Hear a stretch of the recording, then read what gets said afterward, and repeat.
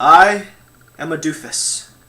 I've experienced more accidents as a child than most people do in a lifetime. Rarely is there a photo of me without some bumps or bruises. For some reason, I've just been naturally inclined to do stupid things. I've never sought out trouble, but somehow trouble seems to find me. And the worst part of it is, after years of mishap, I've learned one inescapable truth. There's nothing I can do about it. It's just who I am. My elementary school's annual bake-off is a perfect example of this. Every year, the parents at Baker's School compete in creating the world's best-tasting baked goods. My mother and I were baking her world-famous chocolate brownies. She had just put the first batch into the oven and went upstairs for a break. I was in charge of making the next batch.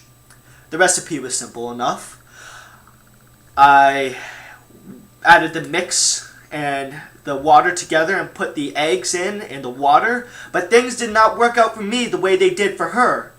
I attempted to stir the mix together, but my little middle school arms weren't able to keep up with the constant stirring that the mix required. So, I decided to get the electric mixer and use it instead. At first, I cranked the power only up to 1, and watched bored as it slowly mixed the ingredients together.